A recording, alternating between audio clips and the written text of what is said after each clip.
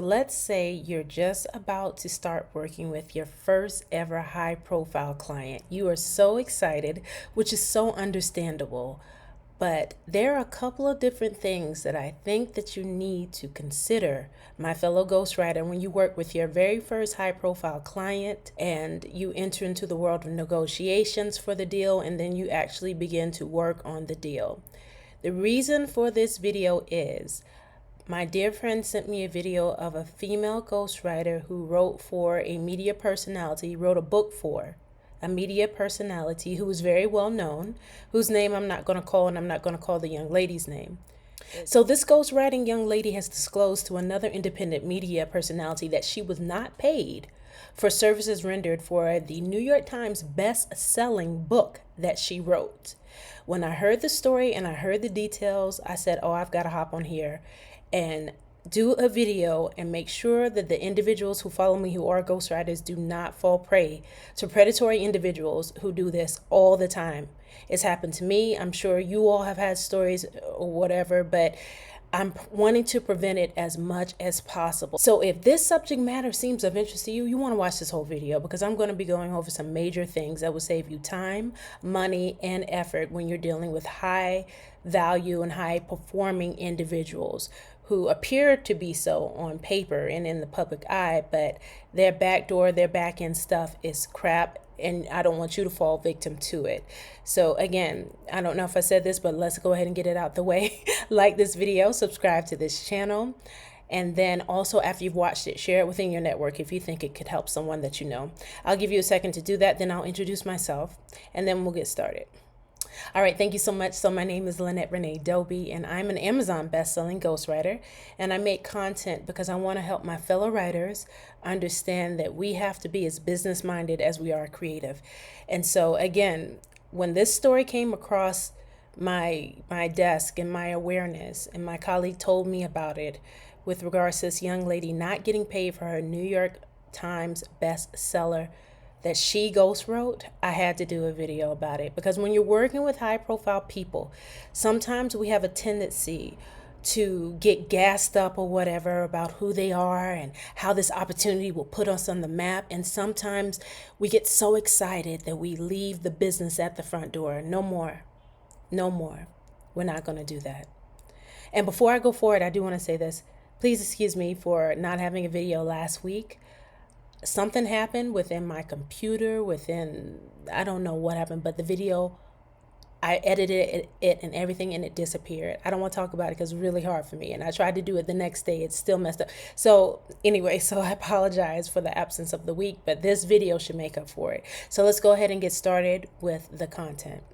So number one, do not get gassed when you get the call or get the notifications that someone wants to work with you who is noteworthy and who is known. Do not get gassed. I want you to treat this person like they're your next door neighbor. The same sort of business acumen that you would have with someone who doesn't know your industry and doesn't know the magnitude of ghostwriting, keep that same energy when you are working with a high profile individual. Do not get starstruck. Do not get fixated on what this opportunity could do for your career. The only thing that you have in the moment is handling the business of working with this client. And if you get gassed and you begin to acquiesce at the beginning, it's only going to get worse as time goes on. So do not get gassed. See them as your mom's best friend, whomever you need to put in your mind. See them, treat them that way. See them as that person and treat them with the same professionalism that you treat everybody else with. Because trust me, these people are accustomed to getting over sometimes, not all of them, but they're accustomed to getting their way, and they can be powerful people. So the way that you safeguard yourself is to have your stuff together. I wanted to say something else, but I'm going to keep it clean. So don't get gassed. And I mentioned this for number two. I mentioned this a little bit earlier. Don't think about the outcome. I've worked with prominent people, and I've been like, oh, this is going to be the title that's going to catapult me to the next level. This is it. They're going to be knocking at my door if this goes well. It can go 100% well, and oftentimes it will. But that doesn't predicate or promise any future success. Again, all you have is this client right now, in this moment right now. Don't even think about the outcome. If you want to think about an outcome, think about the outcome of finishing the book. It's the only outcome you're allowed to think about. Don't think about, hey, they're going to put me on. I'm going to be able to leverage their network. It's going to work well. This is so good. Start with this project and then see what happens in the future. Trust me, it's along the lines of number one, do not get gas. Do not hype yourself up with the possible outcomes of what this project could or could not do for you. Next, know the ins and outs of the industry. I know you may be thinking, Lynette, that's kind of common sense. Not really. Not really. Because the young lady, in hearing her account of what happened, not to be disrespectful to her at all, but I realized she didn't understand the industry. She couldn't have. Because I'm going to explain to you what she, I think, had mistaken. And it kind of goes with the next number that I was going to go over, entitled Know the Deal. Just like I want you to know the industry inside and out, you need to know the deal you're entering into inside and out. So let's take a step back and go back to the industry. So when it comes to publishing, whether you're working with a top five, their top five big major publishers, or you're working with an indie publisher, there are certain things that we as the ghostwriter need to know. We need to understand our role within the hierarchy of the publishing matrix, and we need to understand our power within that matrix. So let's say, I'll give you a scenario. Let's say you're working for Acme Publishing. Right. Now, Acme is looking for high-profile people whose stories they want to publish. They want this title on their roster. But the high-profile person is coming to them with a ghostwriter that they've already hired. Acme is just doing the publishing part, the refining of the material, the printing of the material, the placement of the material, the rollout of the material, because they also have a marketing in-house team.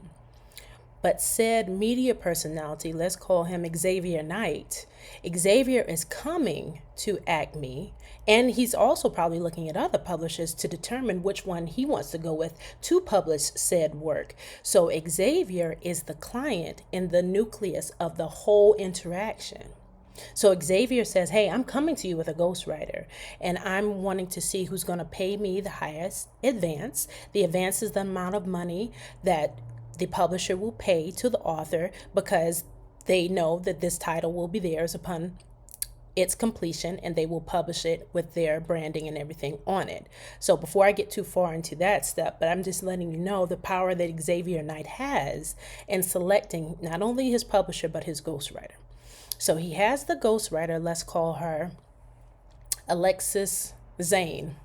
Alexis Zane is going to write the book for Xavier Knight. Now, Alexis and Xavier will have an agreement.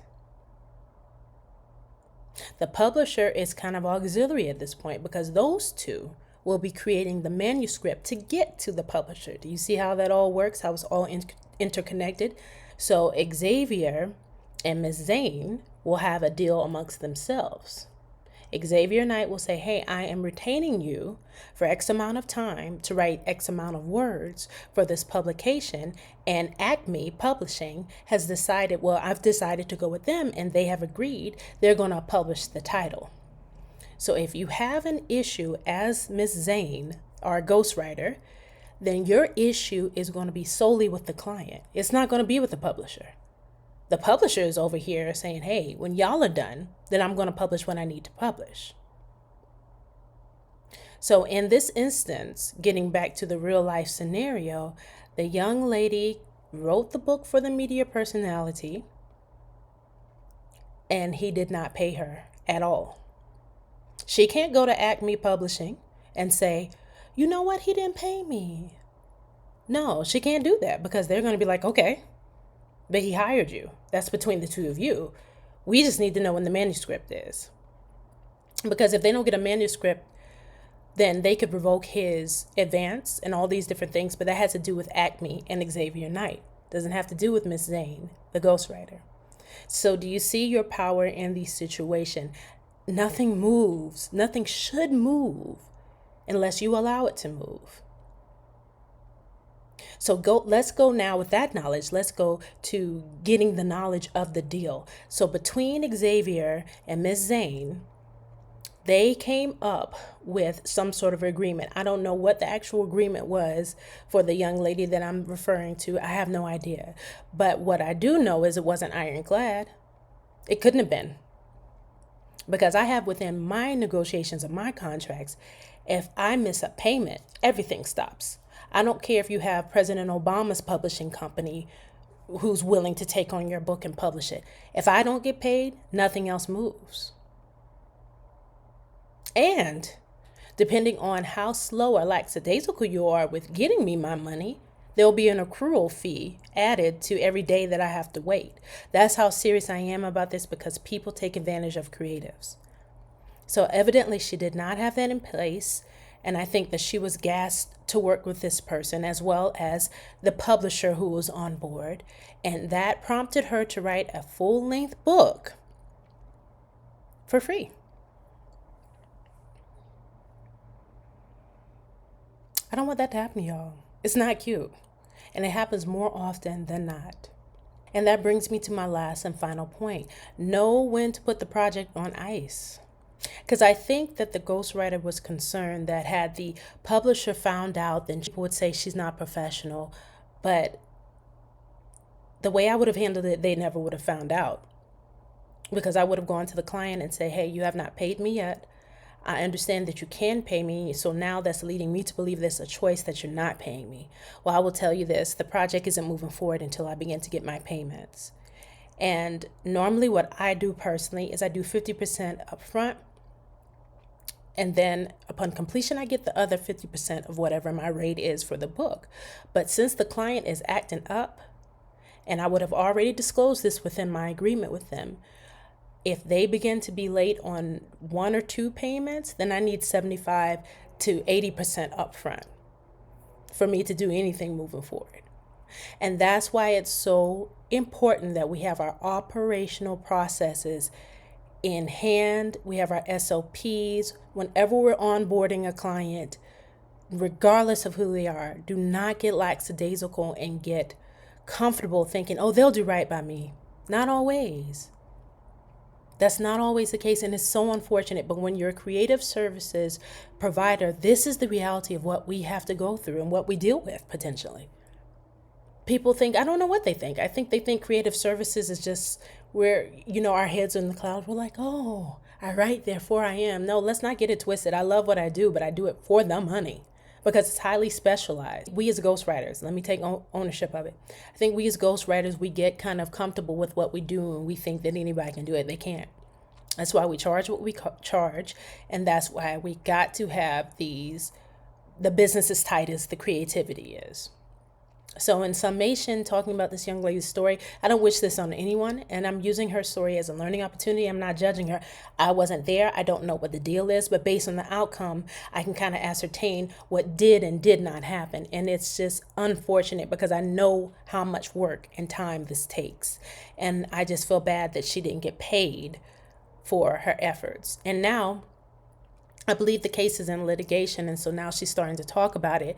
So that kind of leads me to believe that there wasn't an NDA signed. And you don't know what you don't know, right? But I pray that this video finds someone right before they sign or they commit to a deal with someone, because this will save you some time, heartache, and money, like I said at the top of the video. So thank you all for watching. I hope you got some value from this. If you want me to do more videos like this, I can take more time and go in depth into the whole publishing relationship, but it really is contingent upon the publisher and what the deal is and all those different things. But if you want me to do another video on that, please let me know in the comments. Be creative, be smart, and get your paper. That's all I have to say. I'll see you in the next upload.